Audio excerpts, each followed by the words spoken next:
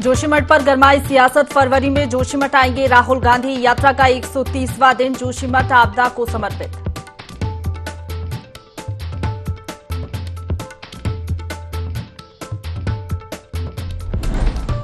हेमवती नंदन बहुगुणा गढ़वाल विश्वविद्यालय के छात्रावास में रह रहे छात्रों ने दिया धरना। कॉलेज प्रशासन पर लगाया घटिया खाना देने का आरोप।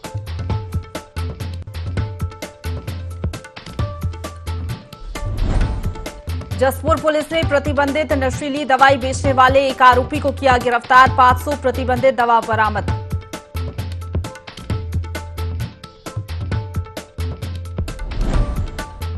बर्फबारी के बीच औली में एक दिवसीय first state alpine stand and snowboard championship हुई संपन्न। राज्य के 62 से अधिक जूनियर सीनियर एथलीटों ने लिया प्रतिभाग।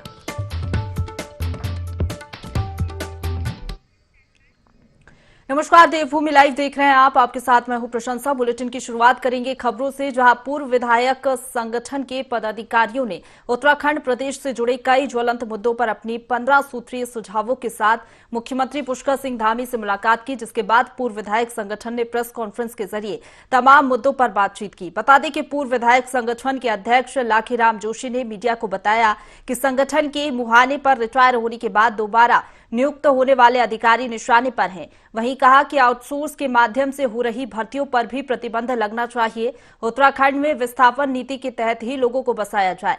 वहीं पूर्व विधायक संगठन के अध्यक्ष लाखीराम जोशी प्रदेश में ट्रेंडिंग दल बदल की राजनीति के सवाल पर कन्नी काटते नजर आए।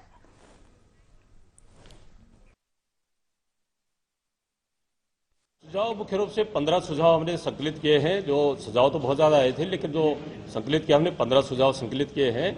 आउटसोर्स के माध्यम से जो ठेका जो एजेंसियां है वो जो है ठेके के रूप में वो जो नियुक्ति के आधार पर जो मानदेय मिलता है सरकार से, उसमें से आधा से ज़्यादा धन जो वो स्वयं डकार जाते हैं। तो हमने ये कहा कि सीधा नियुक्ति की परंपरा जो है वो प्रक्रिया जो है सीधी होनी चाहिए। लेकिन हमने ये संगठन इसलिए बनाया है कि प्रदेश हित में जो ज्वलंत मुद्दे हैं उन मुद्दों पर हम अपनी राय रख सकें। अब इसमें जो है कोई किस पार्टी में जाता है, इसमें ये हमारा विषय नहीं है। तो हमारा अनुरोध यही है सभी से कि रहे अब लोग अपने अपनी पार्टियों में रहे, लेकिन जो है जो प्रदेश के हित में जो हमारे ज्वलंत मुद्दे हैं उन पर हम सब मिल बैठ करके जो है एक आवाज उठाएंगे और एक राय दे करके हम सरकार को भी उसमें काम करने में उसमें मदद करेंगे। अगली खबर का रुख करेंगे, जहां हेमवती नंदन बहुगुणा गढ़वाल विश्वविद्यालय के छात्रावास में रह रहे 350 से अधिक छात्र छात्राओं ने कॉलेज गेट पर धरना प्रदर्शन किया। छात्राओं ने प्रशासन पर आरोप लगाते हुए कहा कि यहां पर हम ना तो शुद्ध खाना खा पा रहे हैं और ना ही पीने के लिए पानी मिलता है। वहीं छात्रावास की खिड़कियों में कांच नहीं लगे हैं, जिसकी वजह से छात्रों को ठंड में रहना पड़ रहा है, जिसको लेकर विद्यार्थियों ने अव्यवस्थाओं को ठीक करने की मांग की है। साथ ही उनका कहना है कि मांगे पूरी नहीं होने तक छात्रों का धरना प्रदर्शन जारी रहेगा।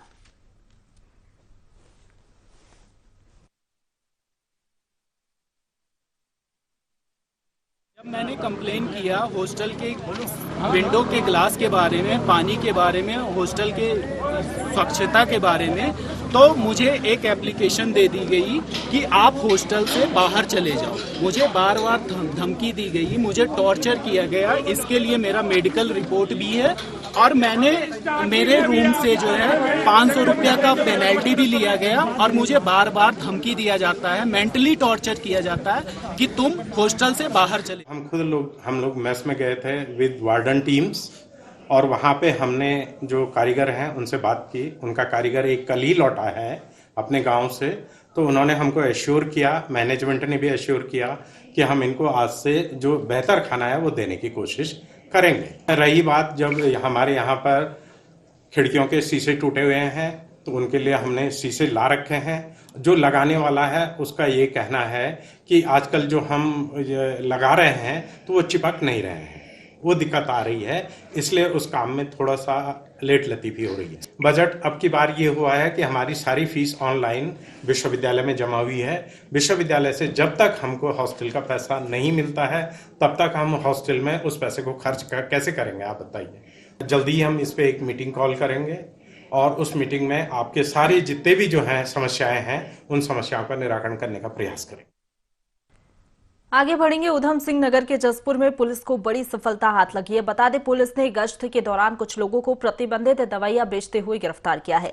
वहीं वरिष्ठ पुलिस अधीक्षक ने बताया कि उत्तराखंड में नशे के खिलाफ लगातार अभियान चलाया जा रहा है। उसी क्रम में पुलिस ने लगभग 1000 नशीली दवाइयों के साथ एक व्यक्ति को गिरफ्तार किया है। साथ ही एनडीपीएस एक्ट के तहत मुकदमा दर्ज कर जेल भेज दिया है। के विरुद्ध एक सघन अभियान चला करके कार्रवाई की जा रही है। इसी क्रम में आज जसपुर पुलिस को भी सफलता मिली है। इसमें पतरामपुर चौकी क्षेत्र में एक व्यक्ति जो काफ़ी दिनों से इस तरह के कैप्सूल और जो सिरिंज थे उसको बेचने की इसकी सूचना मिल रही थी। सूचना को वेरीफाई करने के बाद इसको 1040 गोलियों के साथ पकड़ा गया है। एनडीपीएस की धारा के अंतर्गत इसमें अभियोग पंजीकृत करके आज इसे हम माननीय न्यायालय के समक्ष पेश करें। अगली खबर का रुख करेंगे, जहां बसंत पंचमी का त्योहार नजदीक है और ऐसे में हरिद्वार की कई दुकानों पर प्रतिबंधित चाइनीज मांझी की बिक्री हो रही है, जिस कारण हरिद्वार में पतंगबाजी के दौरान चाइनीज मांझी से कई लोग गंभीर रूप से घायल हो रहे हैं, जिसके लिए प्रशासन लगातार अभियान चला रहा है। लेकिन बावजूद इसके चाइनीज मांझी की बिक्री पर रोक नहीं लग पा रही है। चाइनीज मांझी के खिलाफ लोगों को जागरूक करने के लिए यमराज अब सड़क पर उतर गए हैं और लोगों को चाइनीज मांझी के खतरे से आगाह कर रहे हैं।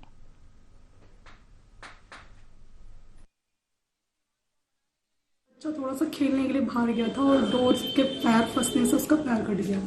8 टांके आए हैं। बच्चा इतना रो रही है, वो बड़ी अभी उसको सुन करवाया तब जाके उसके टांके लगाए।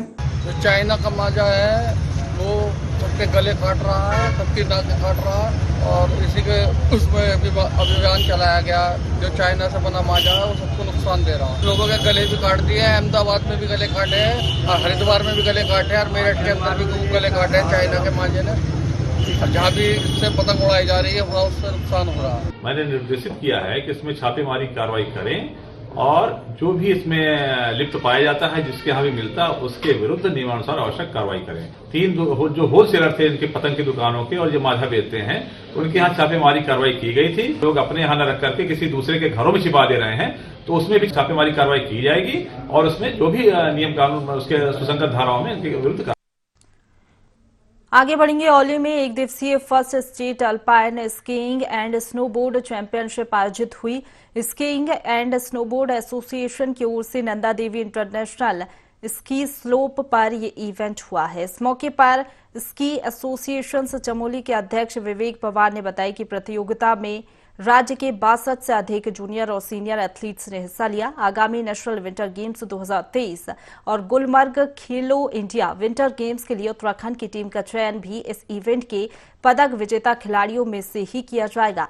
Joshimath first state alpine skiing and snowboard championship Nanda Devi international ski slope पर यह आयोजन किया गया।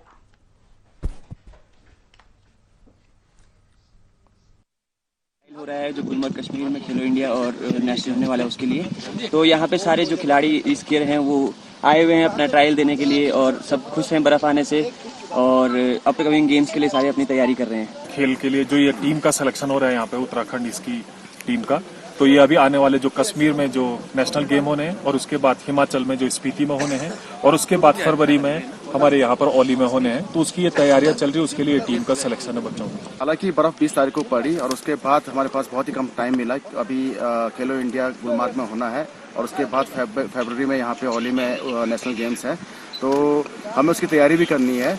और एक ये अच्छा मैसेज भी जाएगा आगे कि भाई डिजास्टर जो जोशीमठ में क्रैक्स और सिंकिंग जोन का एक इशू बना हुआ है, तो उससे भी एक अच्छा सा मैसेज जाएगा। जो हमारे खिलाड़ी हैं उनकी मेंटलिटी भी उनकी थोड़ी सी कमज़ोर हुई है और यहाँ पे जब वो इस चैंपियनशिप में जब वो भाग लेंगे और अपना कुछ अच्छा प्रदर्शन करेंगे तो उनको भी एक प्रोत्साहन आएगा। फिर आगे के लिए वो एक अच्छा अपना आगे के लिए एक अच्छा मैसेज भी जाएगा और अब ट्रेनिंग कैंप उनका इस इवेंट के बाद उनका ट्रेनिंग कैंप। आगे बढ़ेंगे। ज्वालापुर पश्चिम की नवनियुक्त मंडल अध्यक्ष रीता सैनी ने अपने निजी आवास पर सम्मान समारोह रखा, जहां मुख्य अतिथि के तौर पर जिला उपाध्यक्ष निर्मल सिंह का फूलमाला से जोरदार स्वागत किया। निर्मल सिंह ने बताया कि किस तरह से भाजपा की रणनीति को आगे लेकर चलना होता है। साथ ही प्रधानमंत्री नरेंद्र मोदी द्वारा चलाई जा रही लाभकारी योजनाओं को विस्तार से बताया, जिसमें नवनियुक्त मंडल अध्यक्ष रीता सैनी ने बताया कि मैं अपने सभी कार्यकर्ताओं और पदाधिकारियों को अपने साथ लेकर कार्य करूंगी और जो भी घाट क्षेत्र की समस्या होगी मैं उसे ऊपर तक पहुंचाने का काम करूंगी। ने जो सवाल किया मंडल अध्यक्ष का उस विषय पर थी, कोई इसमें विषय नहीं था आज का। मंडल अध्यक्ष हमारे बड़े बहुत एक्टिव है, हमारे मंडल अध्यक्ष जो है, और आगे की रणनीति है अभी संगठन तय करेगा क्या किसको क्या पद दिया जाएगा। अच्छे कार्यकर्ता लाए जाएंगे पार्टी के लिए, जो संगठन में अच्छे काम करने वाले हैं उनको आगे बढ़ाया जाएगा। हमारे आवास पे जो मीटिंग हुई है उसमें ये एक परिचय बैठक थी जिसमें सभी कार्यकर्ता संगठन के और पदाधिकारी सभी उपस्थित हुए हैं। पहले तो मैं इनका सबका धन्यवाद करती हूँ और अभिनंदन और स्वागत करती हूँ। और सभी से यही उम्मीद करती हूँ कि हम सब मिलकर इस गणतंत्र दिवस को का महोत्सव बड़े जोर शोर से लोहाघाट में नगर पालिका ने विशेष सफाई अभियान चलाया, जिसमें पर्यावरण मित्रों के साथ नगर पालिका कर्मचारियों ने वार्डों की साफ सफाई की। नगर पालिका ईओ प्रियंका रैखवाल ने बताया कि नगर को साफ सुथरा बनाने के लिए इस प्रकार के सफाई अभियान समय समय पर चलाए जाते रहेंगे। उन्होंने नगरवासियों से कूड़े को डस्टबिन में ही डालने की अपील की। सफाई अभियान में भाजपा जिलाध्यक्ष निर्मल मेहरा भी मौजूद रहे। दिवस आने वाले हैं जिसमें जिलाधिकारी महोदय ने निर्देश दिए हैं कि विशेष स्वच्छता अभियान चलाए जाने हैं, जिसके तहत हम लोग ये अपना स्वच्छता कार्यक्रम कर रहे हैं और जिसमें माननीय जिलाध्यक्ष जी निर्मल मेहरा जी और माननीय हमारे चेयरमैन साहब उनकी अध्यक्षता में और उनके निर्देशों में हमने ये वार्ड नंबर 7 कचहरी वार्ड में साफ सफाई का आज ये अभियान चलाया है। लोहाघाट द्वारा स्वच्छता अभियान चलाया जाता है बड़े रूप से, जिसमें मोहल्ले के मातृशक्ति और युवा साथियों का भी भरपूर सहयोग मिलता है। आज इसी के सापेक्ष कचहरी वार्ड में एचडीएम कोल्ड से लेकर के आपका बाड़ी घाट तक स्वच्छता अभियान चलाया जा रहा है, जिसमें समस्त पर्यावरण मित्र और नगर पालिका के कुछ कर्मचारी भी आए हुए हैं साथ में। और गणतंत्र दिवस की तैयारियां भी चल रही हैं जोर जोर से और हम इस प्रयास में लगे हैं कि डीएम साहब का भी आता है कि एक स्वच्छता पखवाड़ा चलाया जाएगा। अगली खबर का रुख करेंगे, जहां उत्तराखंड पटवारी भर्ती परीक्षा पेपर लीक मामले में एसटीएफ की कार्रवाई जारी है। मामले में एसटीएफ ने मुख्य आरोपी समेत 8 आरोपियों को गिरफ्तार कर लिया है, जिन्हें न्यायिक रिमांड पर भेज दिया गया था। पूछताछ के दौरान आरोपियों ने टीम को अहम जानकारी दी है, जिसके आधार पर टीम ने अभ्यर्थियों से लिए पैसे का लेखा जोखा जब्त किया है। इसके अलावा प्रिंटर और जरूरी दस्तावेज टीम को मिले हैं।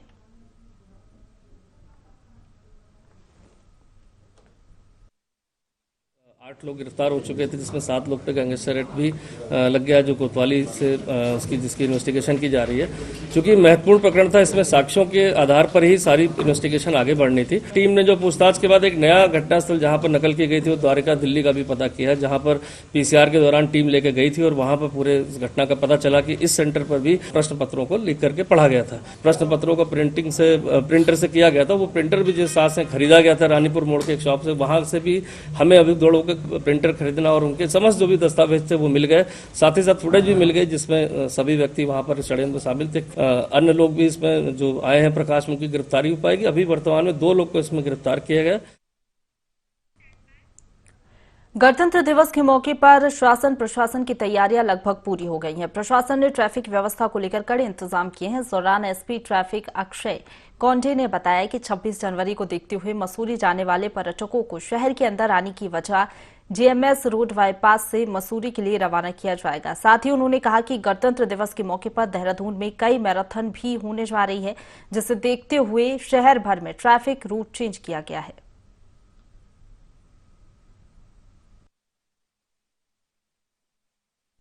26 जनवरी को लेके जो यातायात है, चूँकि ये हॉलीडे है तो मसूरी को लेके जो लोग घूमने आएंगे उसमें हम कुछ आशंका कर रहे हैं कि बहुत ज़्यादा लोग रहेंगे। उसमें वहीं जीएमएस रोड से वाहनों को बाईपास के थ्रू मसूरी भेजा जाएगा ताकि शहर बचा रहे।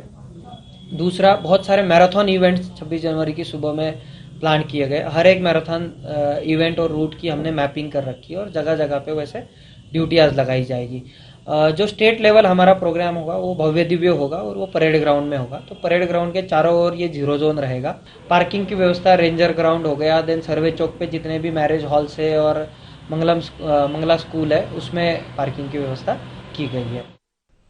हल्द्वानी के आरटीओ कार्यालय में बीते दिनों कुमाई कमिश्नर दीपक रावत ने छापामार कार्रवाई की थी, जिसके बाद आरटीओ प्रशासन ने कार्यालय की दीवार से लगी अस्थायी फड़ों को जेसीबी से ध्वस्त कर दिया है। आरटीओ संदीप सैनी ने बताया कि फड़ों को ध्वस्त कर इस जगह को पार्किंग के लिए विकसित किया जाएगा, जिससे कार्यालय आने जाने वाले लोगों को परेशानियों का सामना न करना पड़े। बाउंड्री के बाहर, हमारे आरटी ऑफिस की बाउंड्री के बाहर कुछ लोगों ने अपने जो टेम्परेरी स्ट्रक्चर बनाए हुए थे, हम लोगों ने उनको वहाँ से हटवा दिया है और अब सख्त निर्देश दिए गए हैं कि यहाँ पर कोई भी व्यक्ति अपनी कोई दुकान या ठेला कोई नहीं लगाएगा। और दूसरा, हम उसको पार्किंग के रूप में डेवलप कर रहे हैं जिससे बाहर से आने वाले आगंतुक जो हैं उनको पार्किंग की जगह मिल सके।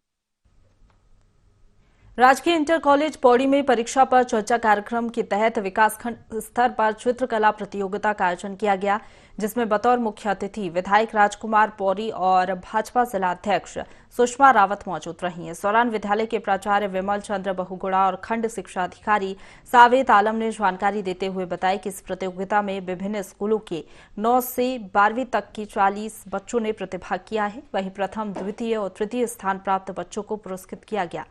वहीं 10 सांत्वना पुरस्कारों के साथ ही सभी प्रतिभागियों को प्रमाण पत्र वितरित किए गए हैं। जो है बालिका दिवस मनाया जा रहा है। सभी अपने क्षेत्र की और प्रदेश की सभी बालिकाओं को और सभी लोगों को मैं बालिका दिवस की हार्दिक शुभकामनाएं प्रेषित करता हूं। और आज हमें सौभाग्य मिला है कि मैं भी इस कार्यक्रम में प्रतिभाग किया है, बच्चों के साथ बातचीत की है। तो हमने सिर्फ यही बच्चों को कहा है कि जो आदरणीय मोदी जी का सपना है कि बच्चे अपनी परीक्षा में सफलतम हों और अच्छे मार्क्स से पास हों। आगे बढ़ेंगे। उत्तराखंड प्रशासन अवैध अतिक्रमण के खिलाफ अभियान चला रहा है, जिसके तहत जिला प्रशासन ने उत्तरकाशी के गोफियारा में 2 स्थानों पर अतिक्रमण के खिलाफ कार्रवाई की है। वहीं ये कार्रवाई नगरपालिका और राजस्व विभाग की टीम के द्वारा सख्ती से की गई।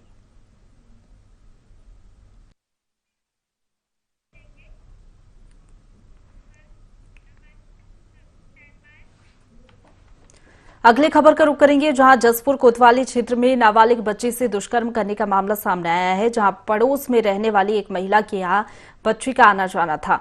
वहीं उस महिला ने अपने फोन से एक लड़के से बच्ची की बात करवाई, जिसके बाद लड़के ने बीती रात एक बगीचे में उसे बुलाया और उसके साथ दुष्कर्म किया। पुलिस ने मामले की गंभीरता को देखते हुए मामला दर्ज कर आरोपी को गिरफ्तार कर लिया है।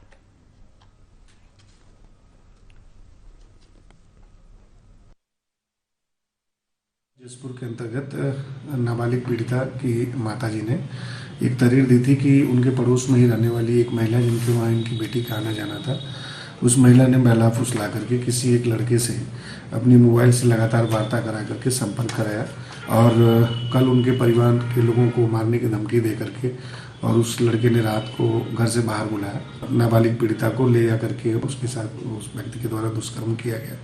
इसको तत्काल गंभीरता से लेते हुए मुकदमा पंजीकृत किया गया। जो आरोपी है उसकी गिरफ्तारी हो चुकी है। आज माननीय न्यायालय के समक्ष उसे पेश किया गया और माननीय न्यायालय द्वारा उसे जेल भेज दिया गया। आगे बढ़ेंगे। हेमवती नंदन बहुगुणा गढ़वाल विश्वविद्यालय के छात्रावास में रह रहे 350 से अधिक छात्राओं ने कॉलेज गेट पर धरना प्रदर्शन किया। छात्राओं ने स्कूल प्रशासन पर आरोप लगाते हुए कहा कि यहां पर हमें ना तो शुद्ध खाना दिया जाता है और ना ही पानी।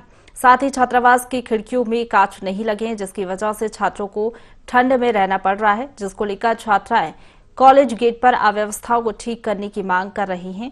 वहीं मांगे पूरी नहीं होने तक छात्रों का धरना प्रदर्शन जारी रहेगा।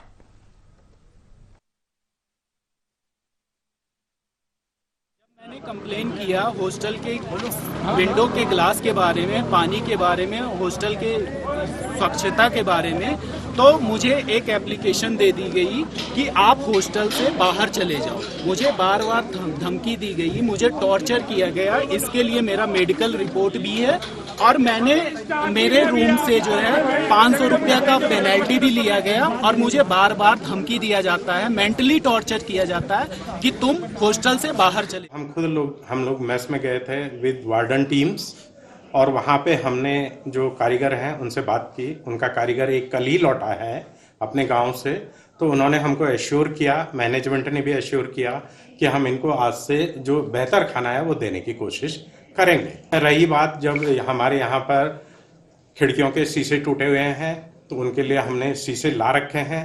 जो लगाने वाला है उसका ये कहना है कि आजकल जो हम लगा रहे हैं तो वो चिपक नहीं रहे हैं, वो दिक्कत आ रही है, इसलिए उस काम में थोड़ा सा लेट लतीफ़ी हो रही है। बजट अब की बार ये हुआ है कि हमारी सारी फीस ऑनलाइन विश्वविद्यालय में जमा हुई है।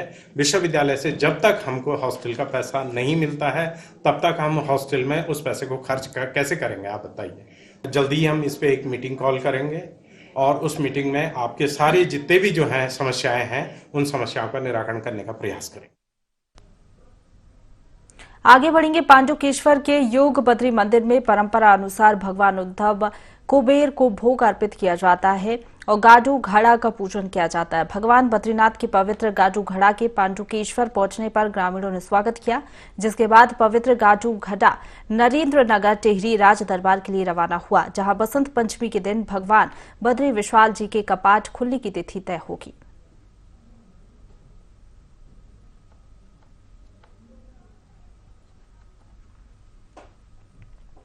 इसी के साथ बुलेटिन में फिलहाल इतना ही। खबरों का सिलसिला लगातार जारी है, आप बने रहिए हमारे साथ।